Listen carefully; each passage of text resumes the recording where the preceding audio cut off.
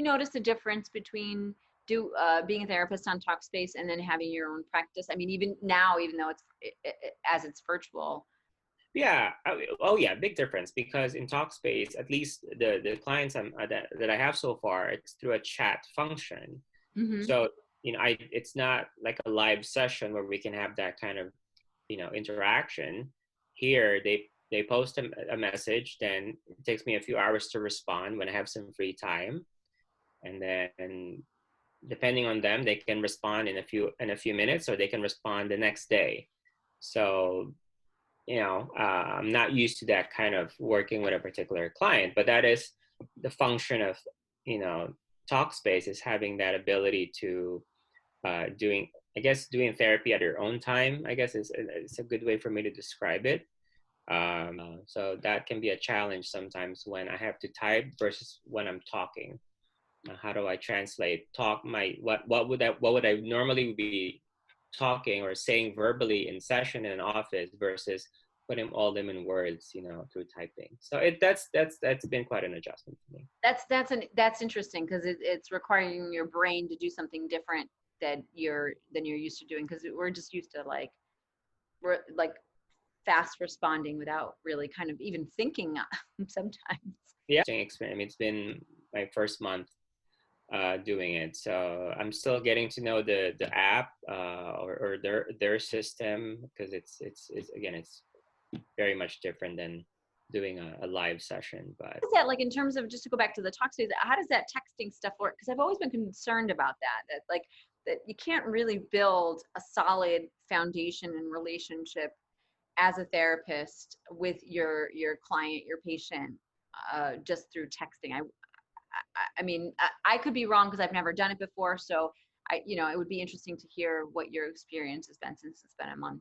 I mean, for most, I mean, again, it's only been a month, so I'm still learning, their process. But overall, at least the clients that I have so far, I mean, they seem very engaged. They send me long messages and they thank me for being there.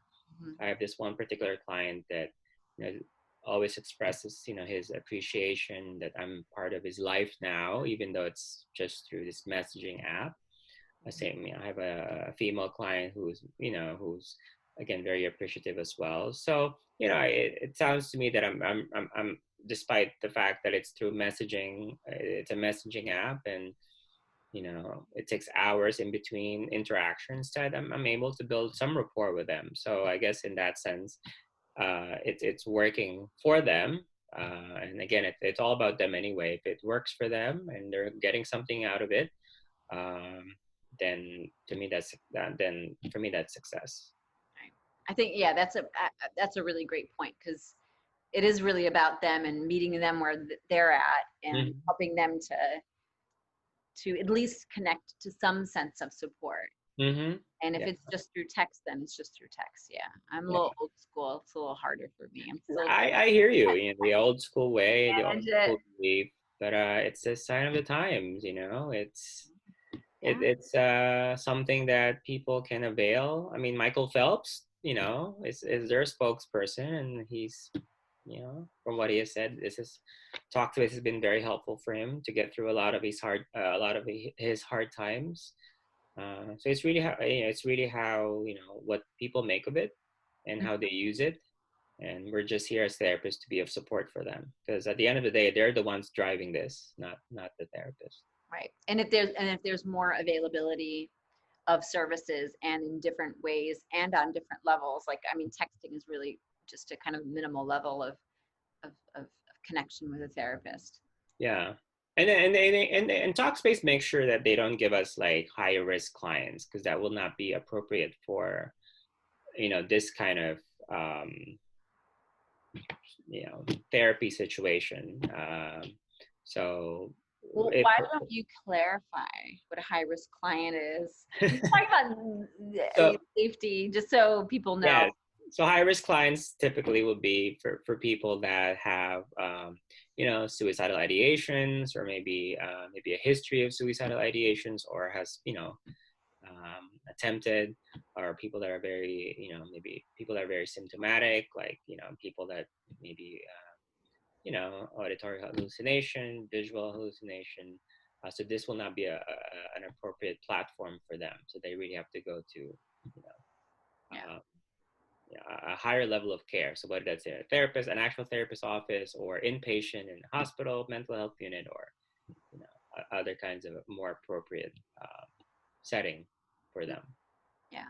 Violence too. Don't forget And that. violence, yes. So yeah, Yeah. that's And something. I mean, I'm smiling when I'm saying that, but just because uh, we've all been in a place where we might have wanted to hurt somebody really bad. Mm-hmm. Then there are people who really, that part of them gets so, amplified that they could potentially do that. And so that's when we'd have to take some action. For sure. Yeah. Yeah. Yeah. Yeah. It's hard because it's different parts of people that get activated.